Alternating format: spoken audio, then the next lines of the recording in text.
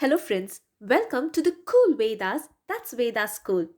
In the last video we saw how Pandu's wish to have a powerful strong son came true with the birth of Bhima. Today, let's see how Pandu accomplishes the task of obtaining an illustrious son, that's Arjuna. This story has been mentioned in Sambhava Parva in Adi Parva.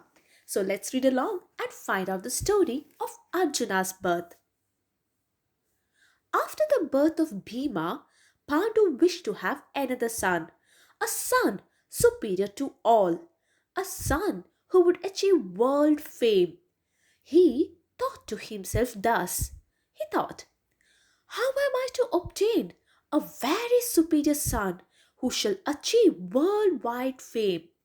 Everything in the world depends on destiny and action. But destiny can never be successful without timely action. I have heard that Indra is the chief of the Devas. Indeed, he is endued with immeasurable might and energy and power and glory. Gratifying Indra with my asceticism, I shall obtain from him a son of great strength. Indeed, the son he gives me must be superior to all and capable of vanquishing in battle all men, Rakshasas, and others.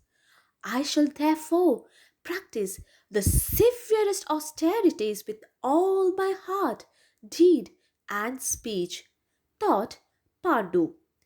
And after this, the Kuru king Pandu, taking counsel with the great rishis of Shatashringa, commanded Kunti to observe an auspicious vow for 1 full year, while he himself began to stand upon one leg from morning to evening and practice other severe austerities with mind wrapped in meditation for the sake of gratifying Indradeva so as to he would be blessed with a great son. It was only after a long time did Indra approach Pandu, being gratified by his penance. Indra then spoke thus, addressing Pandu. He said, O Pandu, I shall give you a son who will be celebrated all over the three lokas and who will promote the welfare of Brahmanas, kind, and all honest men. The son I shall give you will be the destroyer of the wicked, and he shall be the delight of friends and relatives. He shall be the best of all men and a mighty, indestructible enemy to the wicked.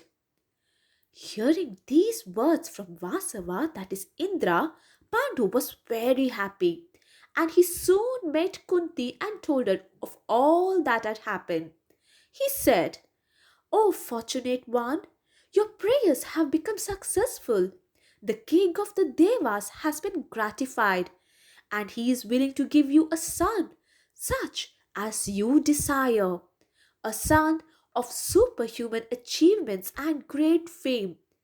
He will be the oppressor of all enemies, and he will possess great wisdom.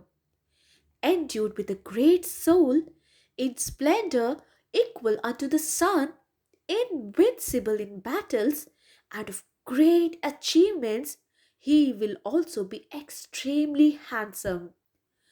O beautiful, the king of Devas has become gracious to you.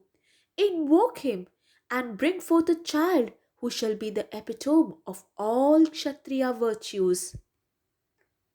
Kunti, hearing this, was very happy, and she very gladly soon invoked Shakra, the king of Devas, using the mantra she had learned from Durvasa Muni. Indra soon approached the chaste Kunti Devi and begot upon her a son, just like the celestials, who came to be called as Arjuna. As soon as this child was born, a celestial voice, loud and deep as that of the clouds, addressed Kunti thus. It said, This child of yours, O Kunti, will be equal unto Kartavirya in energy and Shiva in power. Invincible like Shakra, he will spread your fame far and wide. As Vishnu, the youngest of Aditi's son, had enhanced Aditi's joy, so shall this child enhance your joy. Subjugating the Madras, the Kurus along with the Somakas, and the people of Chedi, Kashi, and Karusha, he will maintain the prosperity of the Kurus. Agni will be greatly gratified from the fat of all creatures dwelling in the Khandavavana, which will be burned down by the mighty arms of your son. This mighty hero, defeating all the monarchs of the earth, will with his brothers perform three great homas. In power, O Kunti, he will be just as Jamadagnya or Vishnu. In a battle, he will gratify Shankara, the god of gods, Mahadeva, and by his heroism and will, he will receive from him the great weapon named Pashupatastra. This your son of mighty arms will also slay, at the command of Indra, those Daityas called the Nivata Kavachas, who are the enemies of the Devas. He will also acquire all kinds of celestial weapons, and this bull among men will also retrieve the fortunes of his race, said the thundering celestial voice. Kunti heard these extraordinary words while laying in the labor room.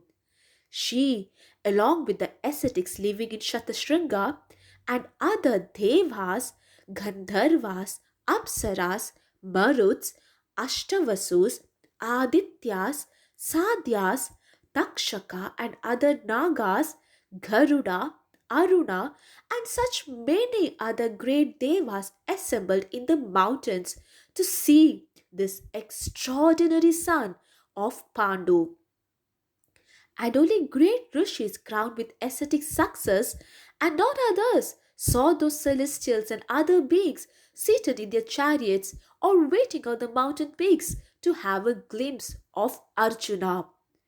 And those best of Munis, seeing that wonderful sight of all these extraordinary celestials looking down to have a glimpse of Arjuna, became very amazed, and their love and affection for the children of Pandu was in consequence enhanced.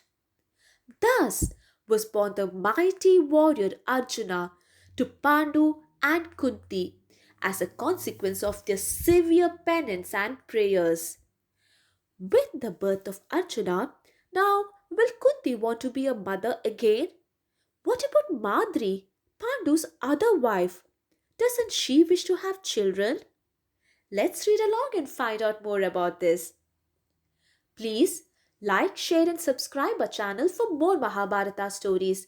Do not forget to press the bell icon. Thank you. Namaste.